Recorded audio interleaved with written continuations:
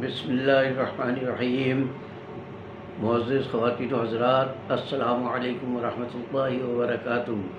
آج ہماری گوشہ کمال کی نشست نمبر 205 ہے، یعنی 205۔ آج ہمارا پرانی نشست والا سلسلہ جاری رہے گا۔ ہم مرسلین شمسی صاحب کے بارے میں گفتگو کر رہے تھے، جس کا دوسرا حصہ آج پیش خدمت ہے۔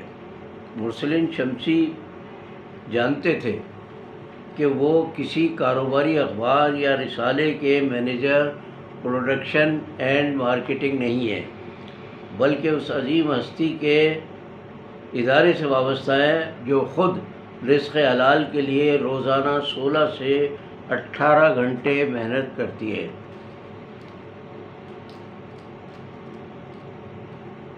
محمد صلاح الدین کی شخصیت اسلام اور وطن سے محبت، تحریری اور تقریری صلاحیت، علم و فضل اور انسان دوستی کا ایک ایسا نمونہ تھی جس کی ہمارے معاشرے میں مشکل ہی سے مثالیں ملتی ہیں۔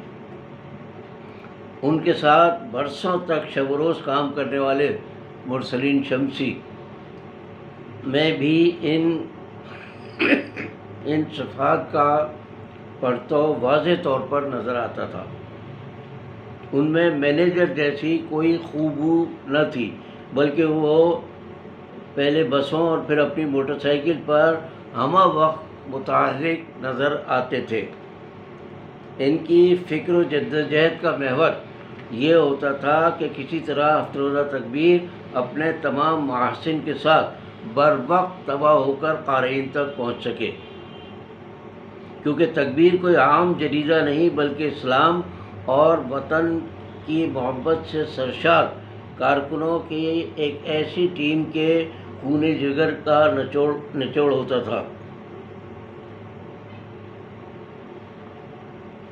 صلاح الدین صاحب کی سرپرستی نگرانی میں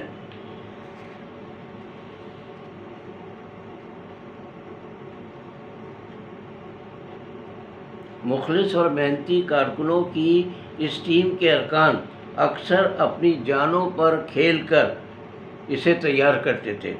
یعنی تکبیر کو زمانے میں تیار کرنا اور کراچی کے کسی پریس میں شائع کرانا تقریباً ناممکن ہو گیا تھا۔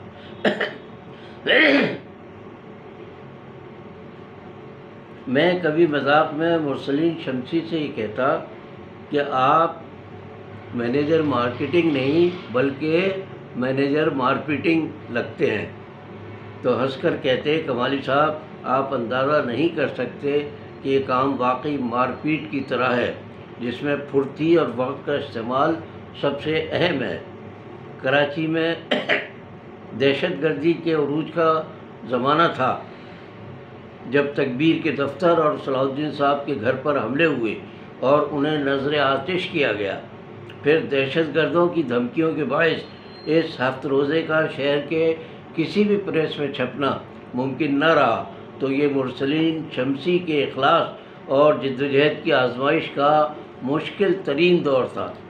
دہشت کے عالم میں تکبیر کسی نہ کسی طرح کراچی میں تیار تو کر لیا جاتا تھا، لیکن اسے طباعت کے لیے لاہور بھیجا جاتا۔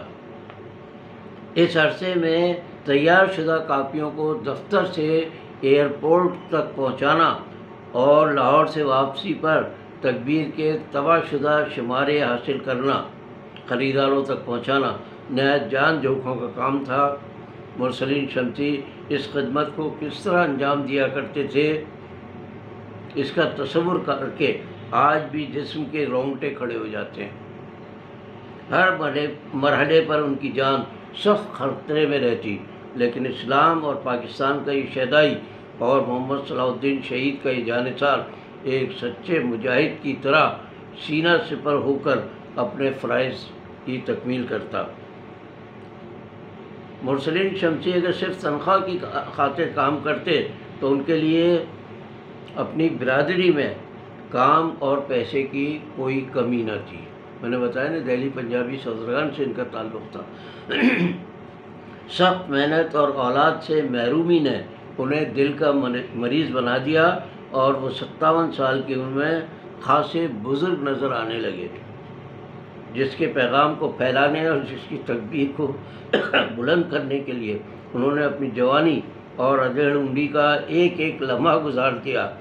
اس کے پیغام اجل پر لبیک کہتے ہوئے مرسلین شمسی بالآخر ہفتہ 22 رمضان المبارک کی شام کو اسی خالق حقیقی سے ملنے کے لیے روانہ ہو گئے۔ آج ہم یہ جو پروگرام کر رہے ہیں یہ رمضان ہی میں ہو رہا ہے۔ رمضان المبارک کی ایک شب قدر میں آسمانی مخلوق نے ان کا کیسا پرتپاک استقبال کیا ہوگا۔ ان کی زندگی کی طرح یہ بھی مجھ جیسے بہت سے گناہ گاروں کے لیے قابل رشک تصور ہے۔ ہر ذی روح ایک مقررہ مدت تک جینے پر مجبور ہے۔ جتنی عمر لکھی ہے اس سے زیادہ انسان زندگی نہیں گزار سکتا، اور ہم میں سے ہر ایک کو کبھی نہ کبھی اس دنیا کو خیر بات کہہ کر جانا پڑے گا۔ لیکن مرسلین شمسی نے جس محنت، حوصلے، دیانت اور خلوص و محبت سے زندگی گزاری وہ اللہ کے یہاں یقیناً مقبول ہوگی۔ دنیا میں بڑے بڑے نام کما کر اگر آخرت کی ابدی زندگی میں کوئی کامیابی نہ ہو تو اس کا نام و نمود اور آسائش و سرور سب بیکار ہیں۔ مرسلین شمسی جیسے گمنام لوگ اگر بھرپور نیکیوں کے توشہ آخرت کے ساتھ ابدی سفر کی جانب روانہ ہوں تو یہی اصل کامیابی ہے۔ اللہ تعالیٰ دین و ملک کے لیے ان کی خدمات کو قبول کر کے انہیں اعلیٰ علیین میں مقام عطا فرمائے۔ ہم دنیا ہی کی زندگی کو سب کچھ سمجھتے ہیں، جبکہ مسلمان کا بنیادی عقیدہ یہ ہے کہ یہ دنیا عارضی ہے اور دارالعمل ہے۔ اس کے بعد ہمیں ایک دوسری دنیا میں جانا ہے جہاں اس دنیا کے اعمال کا حساب ہو کر ہمارے اچھے اور برے کا فیصلہ ہوگا۔